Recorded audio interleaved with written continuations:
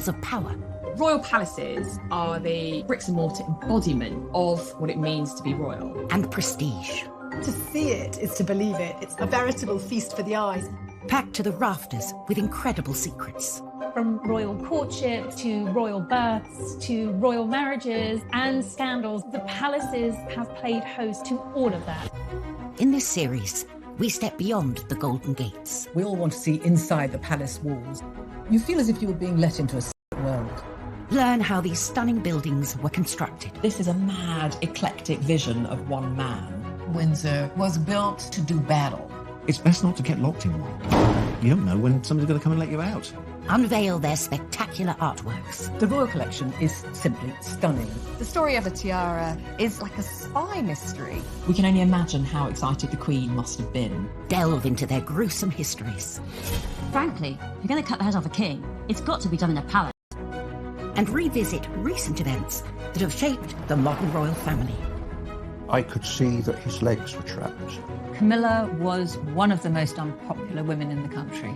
To see those images of the castle in flames, there was an emotional impact for the nation. This is The Secrets of the Royal Palaces.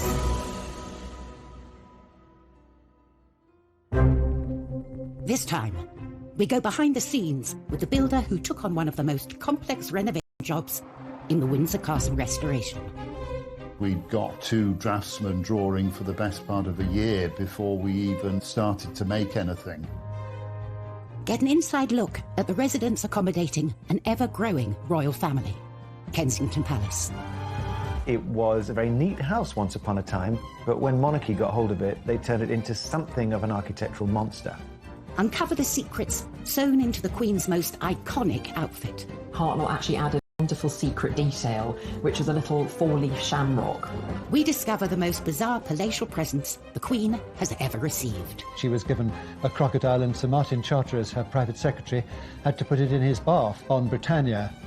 And we reveal the castle with the 16th century murder mystery that went horribly wrong. It was going to be the perfect crime. Kill Darnley, blow up his house, no one will be any the wiser. The royal palaces serve as a permanent reminder of the history and influence of the British monarchy through the ages.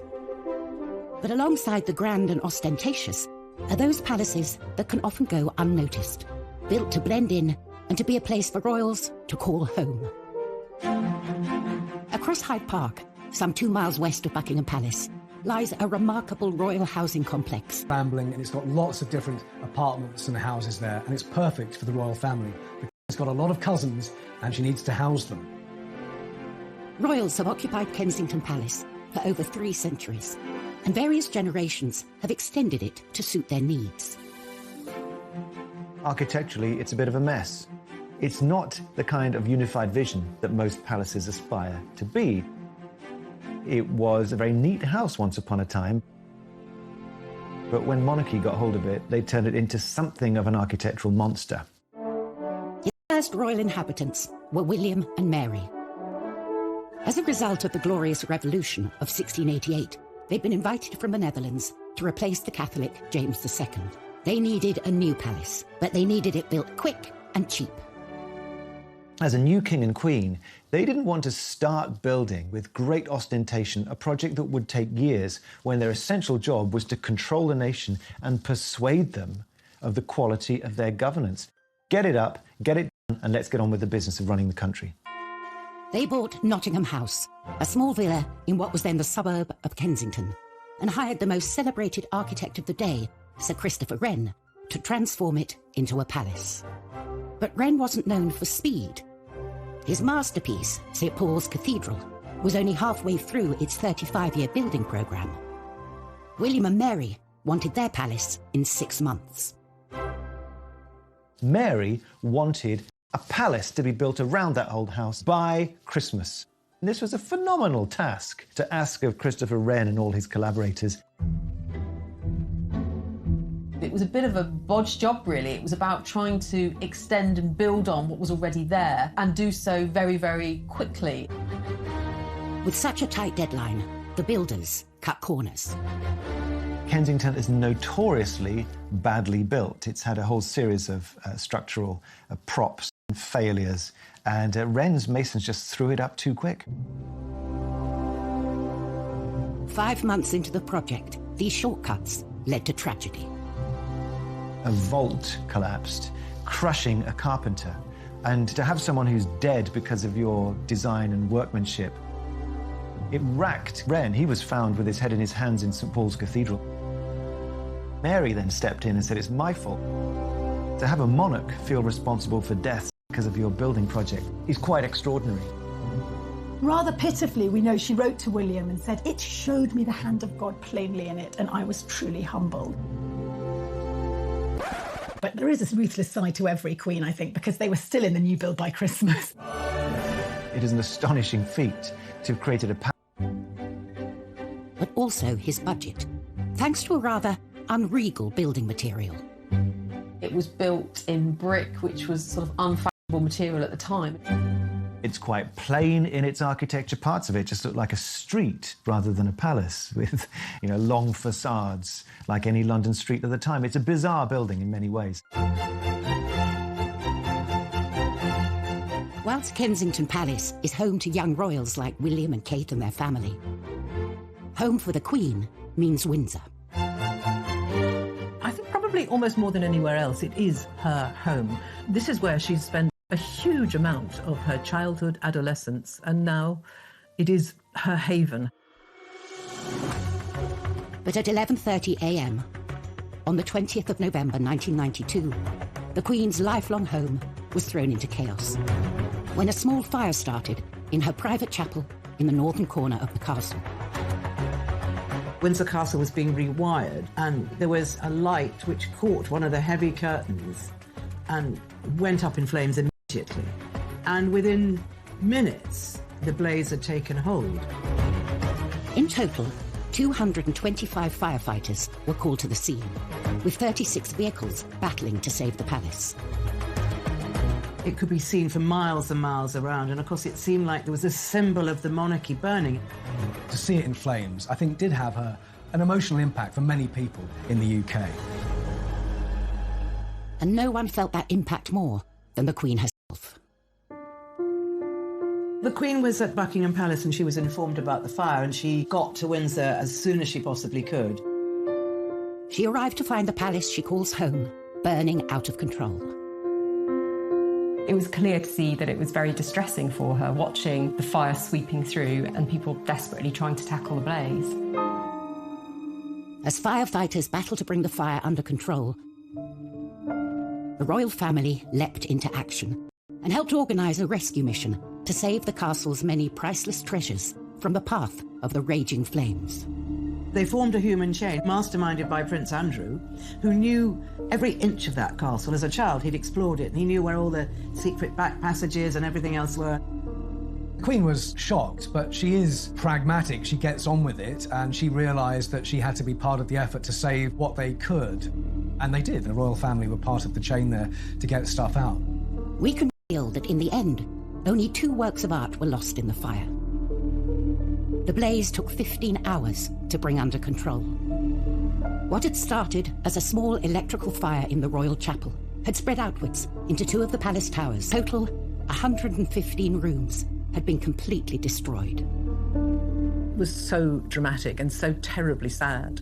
And the next day, the Queen surveyed the ruins, and as she walked through the charred remains of some of her possessions, she seemed like a little old lady, who had lost something so treasured to her. Despite the devastation, the plan to rebuild started straight away. There was a competition for the redesign, won by a firm of architects who worked with oak specialists, Venables Brothers. We'd got 2 draftsmen drawing for the best part of a year before we even started to make anything. Initial reports suggested repairs would cost up to £60 million, and it could take 10 years for the castle to dry out. Once you've got the job, you realise the size of the task that you've undertaken. And the question of exactly what form the reconstruction would take involved some controversial decisions. The Queen and the Duke of Edinburgh really were in charge of the restoration. They had a dilemma. Do they try and restore rooms back to exactly how they were? Could they even afford that? Or do they do something different? My blood pressure went up and I think I went grey in the process. Coming up on Secrets of the Royal Palaces, we reveal the secrets of the Tudor toilet. Going to the loo with Henry VIII was the top job in the Tudor court. And we go behind the scenes of the greatest historic building project ever attempted in 20th century Britain. The design that they came up with was absolutely stunning and probably the most complicated piece of oak joinery we've ever been involved in.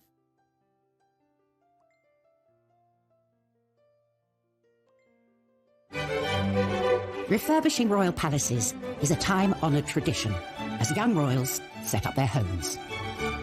The Duke and Duchess of Cambridge converted offices in Kensington Palace into their new apartment. Charles and Camilla spruced up Clarence House when they moved in. And Meghan and Harry reportedly spent £2.4 million overhauling Frogmore Cottage. But these renovations pale in comparison to the monumental task that faced the royals at Windsor Castle. In November 1992, a devastating fire ripped through Windsor Castle, destroying more than 100 rooms. From the ashes came a radical plan to rebuild the castle, a plan the royal family would personally take charge of. There was a restoration committee headed by Prince Philip, who was extremely good at organising all these things. Central to the renovation was a It had been completely destroyed. But rather than rebuild it, they came up with a whole new concept: the octagonal lantern lobby. Chuck Venables and his brother were the oak specialists chosen to take on the job. The design that they came up with was absolutely stunning and probably the most complicated piece of oak joinery we've ever been involved in. The shaped ribs were so difficult to draw as they changed shape. We had to form them in plasticine. And there was no getting away from the palace residents. Prince Philip has always been very keen on design, and he's extremely artistic. I'm sure he had plenty to say. I remember the first time I met Prince Philip on site. It was very pleasing to talk to him and see that he understood what we were doing and wanted to make sure that it was put back properly. After 18 months of hard work on the lantern lobby, all that remained to be fitted was the pièce de résistance, the lantern itself. For Chuck, this was a heart-in-mouth moment. We'd never actually got the chance to check that the lantern or the lid would fit onto the roof, so we were all very, very nervous. To add to the pressure, the boss decided to check on their progress. The Queen opened a window and started to watch what was going on. So, of course, everybody was absolutely petrified. Finally, we got the message to say that it fitted. The room had completely transformed, but the royal family wanted to mark the site where the terrible fire had started. Prince Philip left his own mark on the new lobby. Some of the stained glass windows in the chapel were designed by Prince Philip, and they depict some of the happening of the fire into the new fabric of the castle. A permanent reminder of the fire, forever etched into the historic building. As well as the creation of the lantern lobby, all the staterooms have been carefully restored to their former glory. I think the restoration work at Windsor Castle has been done really well. The detail and the intricacy of the work is plain to see. Only 5 years to the day of the fire, the castle was reopened with a lavish ceremony. Reconstruction costs had come in at just over half the initial estimate. For recognition of their work, Chuck and his brother were invited to attend. The Queen walked straight up to my brother and started talking to us, and we were both completely lost for... This wasn't just about restoring the Queen's home, it was about preserving the heritage of this country in many ways. When you look at the pictures of what it was like after the fire and how it looks now, I think the restoration there has been fantastic.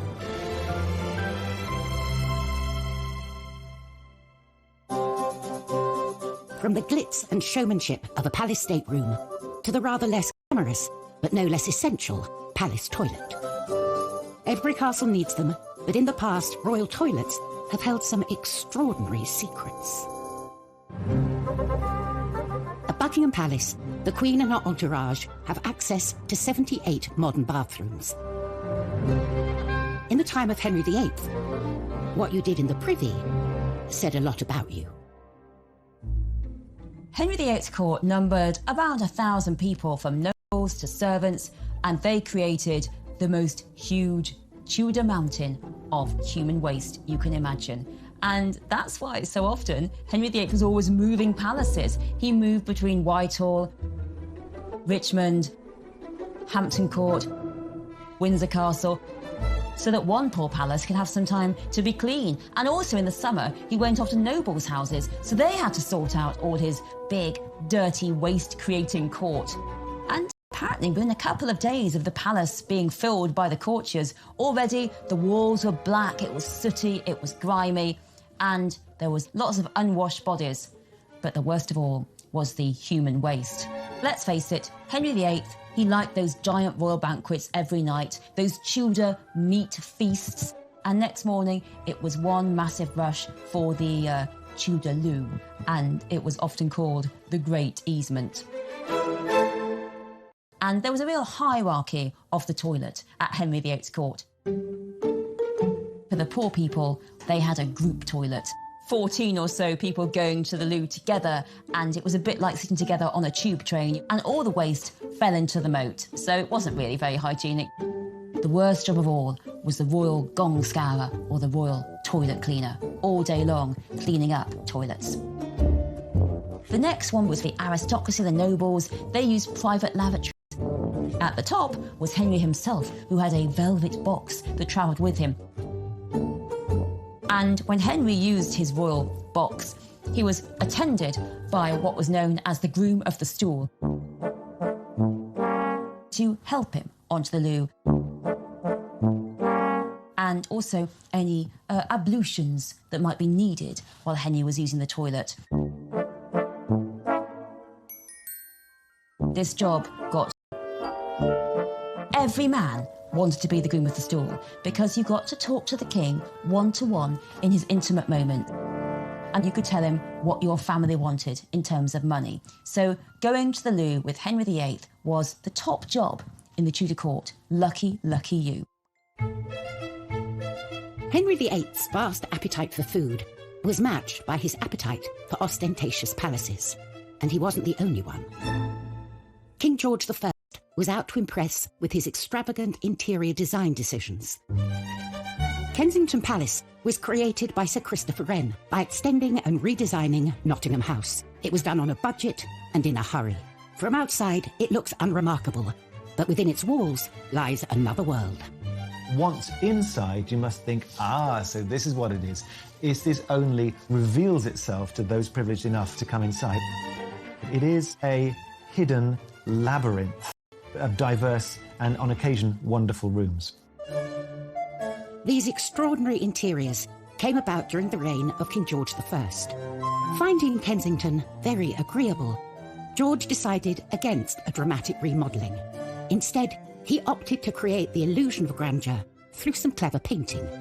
Controversially, he hired painter William Kent, who'd never worked on a royal palace before. I think the choice of William Kent is interesting. He undercuts the painter by several £100s, and he's an outsider. He's a sign painter from Yorkshire. George's gamble on Kent paid off.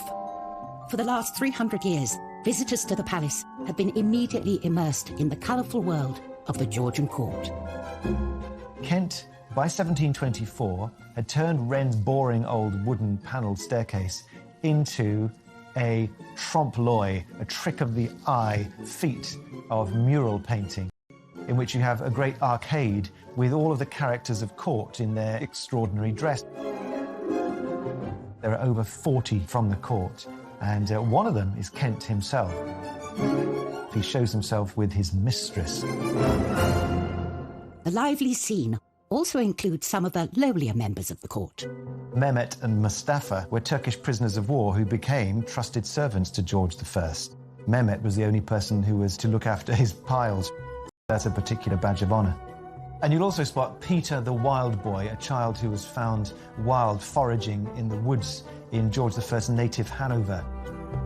It's always been a bit of a game. Who were these players on the walls? And you can, of course, go and see them today and try and work it out for yourself. George now had rooms fit for a king, but Kensington Palace presented another problem. There was no room to... She was a rather stick-like character and was known as the Maypole. The Maypole had to have new accommodation, so the masons arrived, the brickmakers, and up was thrown a new courtyard for her accommodation. With her self-contained apartment complete, the king would visit the Maypole, regular as clockwork, between 5 p.m. and 8 p.m. every day. In many ways, I suppose George I might be said to be a king who had his cake and wanted to eat it. So the layout, I guess, reflects this rather self-indulgent character of George. The creation of this courtyard is just another element thrown up in Kensington in a long series of revisions and afterthoughts and immediate needs. It was a labyrinth. Later generations have made good use of George's additions to Kensington Palace. In 1981, Charles and Diana moved into the same building that had been home to the Maypole. After Diana's death, the apartments were converted into office space and staff quarters, and haven't had a royal resident since. Coming up in Secrets of the Royal Palaces, we reveal the strange practices that went on in the Kensington Palace orangery.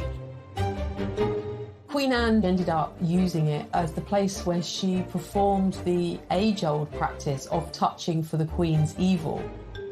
And we reveal the mysteries behind the Holyrood Palace murder.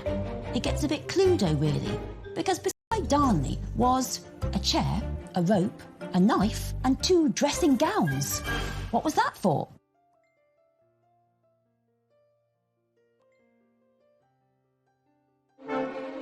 Since the reign of Queen Victoria, Buckingham Palace has been the monarch's HQ, a symbol of the prestige of royalty.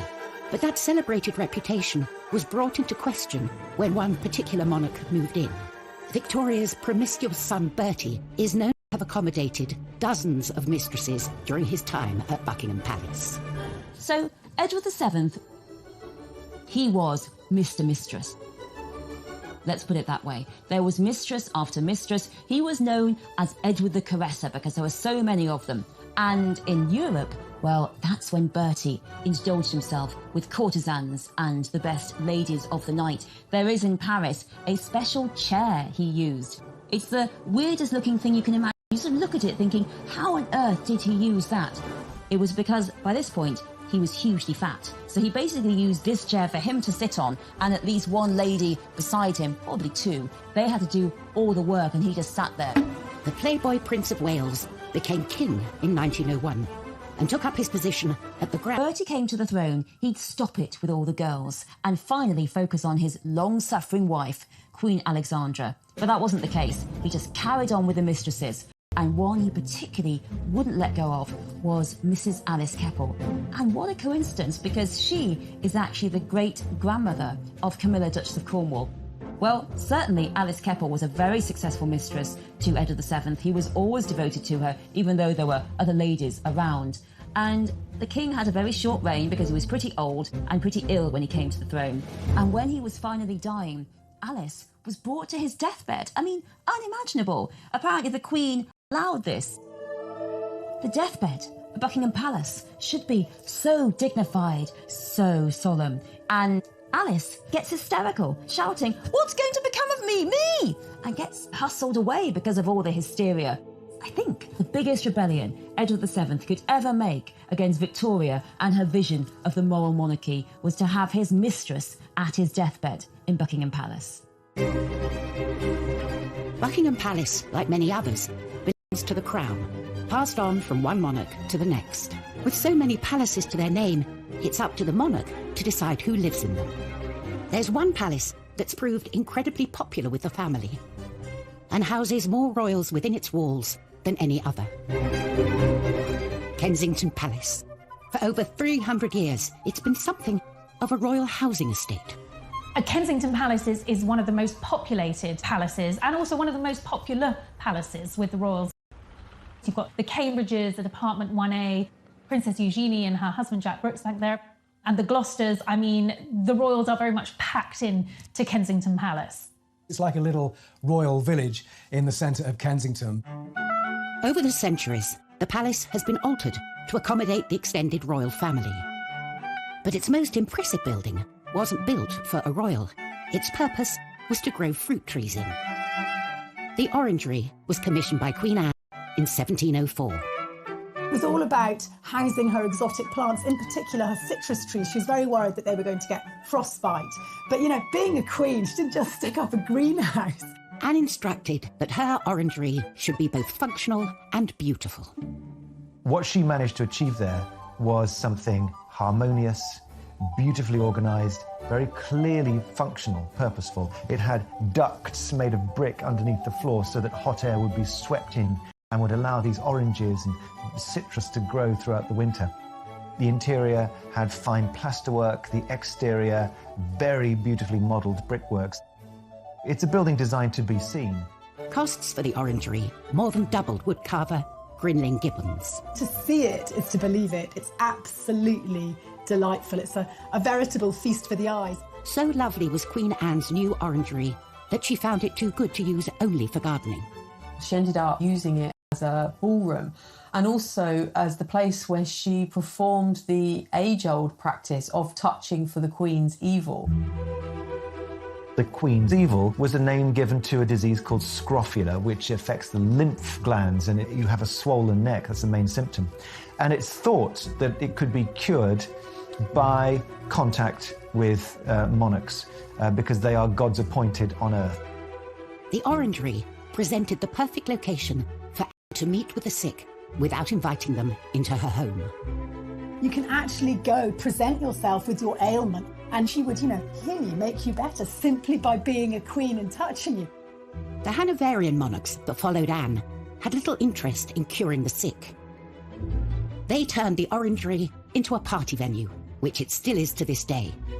With the likes of Simon Cowell hosting star-studded parties and hotel heiress Nicky Hilton holding her wedding reception there, Palace Orangery is as fashionable as it ever was. From parties to the young royals choosing to make Kensington their home, it's a palace that will be forever linked with the trendy and chic side of royal life. But for other royal palaces, their reputations have been forged out of dark and sinister secrets. Holyrood Palace in Edinburgh is stained by the turbulent reign of Mary Queen of Scots. 1567, the 10th of February, there is the biggest murder mystery in Scottish royal history. Central to this whodunit is Lord Darnley, Mary's deceitful and often estranged second husband. Lord Darnley is recuperating from an illness, possibly syphilis. He's in a house just by the city walls, and late one night there was a massive explosion. This huge explosion that rocked all Edinburgh woke Mary up in Holyrood House, and Darnley's house had been entirely blown up. It was going to be the perfect crime. Kill Darnley, blow up his house, no one would be any the wiser. But Darnley managed to escape. And there's an amazing map drawn by the spies at the time that show you exactly what happened. Darnley managed to get away to the nearby orchard. And there he is found dead with his servant. And now it gets a bit Cluedo, really. Because beside Darnley was a chair, a rope, a knife, and 2 dressing gowns. What was that for? Well, what we think happened is get out of the window, took the dagger with him to stab, and the dressing gown because he was just wearing his nightshirt, as was his servant. So, you want to be a bit more dressed when you're fighting off some baddies. But the ruffians were too quick for him. They smothered him and his servant in the orchard, and then they all ran off. Mary Queen of Scots was herself suspected of the crime. Years later, the murder of Darnley was still being blamed on inhabitants of Holyrood House. During the Victorian period, the maids said to visitors that there was a Darnley bloodstain, and they used to charge visitors a couple of pennies to go and look at this Darnley bloodstain, but actually they'd put it on themselves. So if you ever go to Holyrood House and you're offered a chance to see the Darnley bloodstain, it's only made out of red food colouring. Tourists still flock to Holyrood today for a closer look at the palace's fascinating secrets. 400 miles south of Buckingham Palace, the grand staterooms entice visitors from around the world when they're open to the public every summer. A chance to witness firsthand the iconic riches housed within. Clothing is such an important part of the major events in our lives, and when it's done well, it communicates everything that is really important at that precise moment to the wearer and to the occasion. The 2nd of June, 1953, Elizabeth II's coronation. For the first time, the whole ceremony, as well as the famous appearance on the Buckingham Palace balcony, would be televised. With the eyes of the world on her, it was essential she had the right dress. A dress so special, it would have secrets sewn into its very fabric. The Queen's coronation dress is just stunning. There's no other way to describe it. It was made by the leading British couturist at the time, Norman Hartnell. Elizabeth knew this dress would go down in history, and she proved a very hands-on client.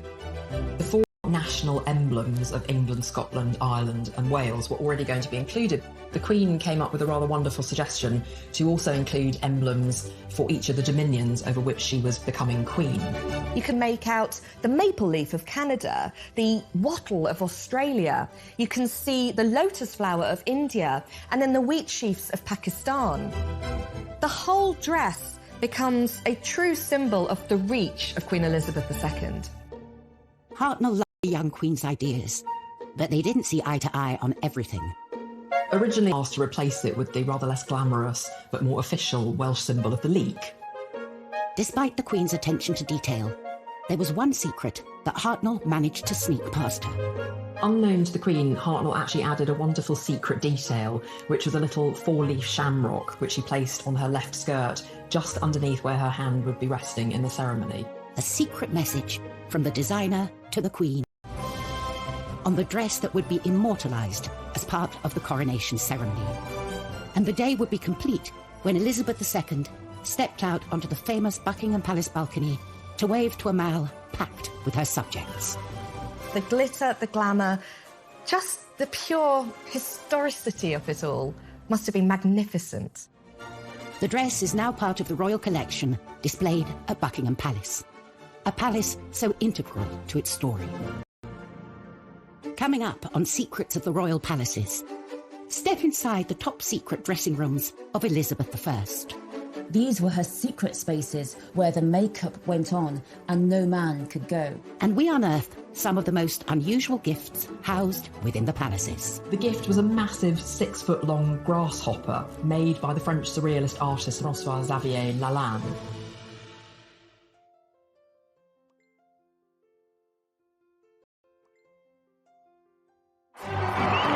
Throughout history, royal palaces have been the site of official ceremonies and royal duties. But when the crowds depart and the cameras turn off, it's a different story. They become spaces where the monarch can put their feet up and truly be themselves. Space one particular queen would have been very grateful for. Elizabeth I, she's one of our most recognisable English monarchs. Bright red hair, this white skin, extravagantly dressed, all the jewels. She wasn't vain. The Queen did all this excessive amount because she had to. Her image was so vital to her. She knew that people had to see the Queen as majestic, as perfect, as healthy. Because if the Queen wasn't beautiful and healthy, it was thought that the kingdom wouldn't be beautiful and healthy. Protecting and preserving the regal image of the Queen became a top-secret operation.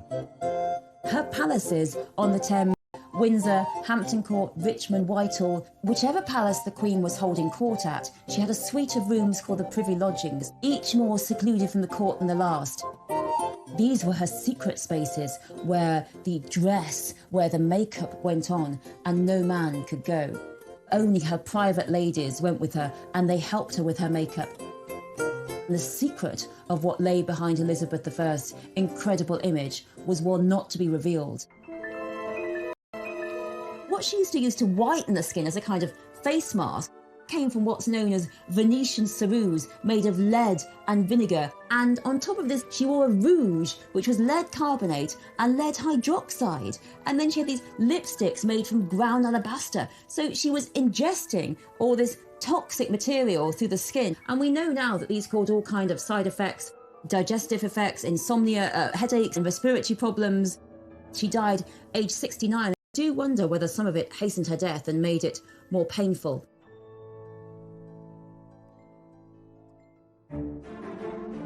Whilst monarchs through the ages have felt the pressure and politics of keeping up with royal expectations, it's certainly a job that comes with some impressive perks. Gifts are part and parcel of being a royal.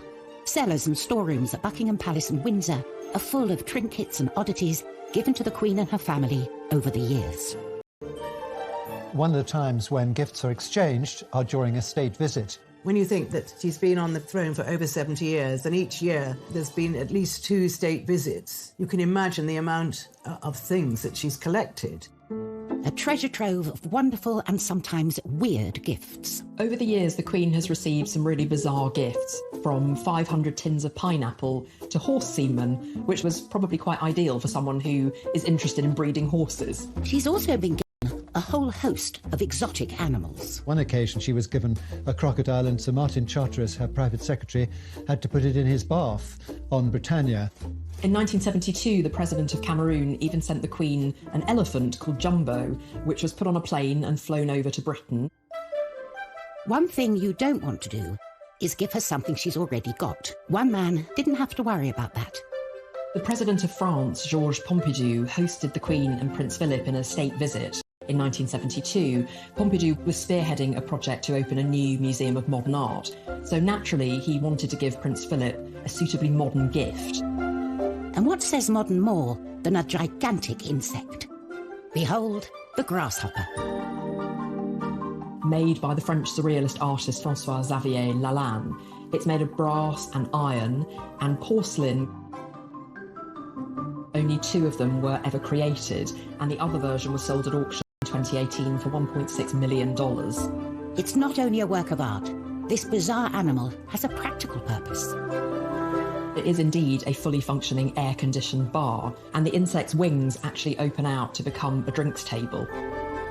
It's an incredibly fun period piece from the 70s, when having your own portable bar would have been the absolute height of cool. Today, the castle. Prince Philip was absolutely thrilled with it, and he wanted to put it in the drawing room, and he asked the superintendent whether he thought that was a good idea. And I remember the superintendent telling me, he said, well, sir, perhaps by the swimming pool, might that not be more appropriate? The bold gift idea was clearly a huge hit. Anyone for a grasshopper cocktail? Next time, we go inside Holyrood to reveal the true story of Mary, Queen of Scots. The plays, the films that have been made about her extraordinary life, it's personified in that Northwest Tower. We uncover a royal fake that could be worth a fortune. What if the Queen's copy was actually worth £50 million? And a case of history repeating itself at Buckingham Palace. It was around 30 years before that Harry was seen on the balcony doing exactly the same thing to his cousin, Princess Beatrice.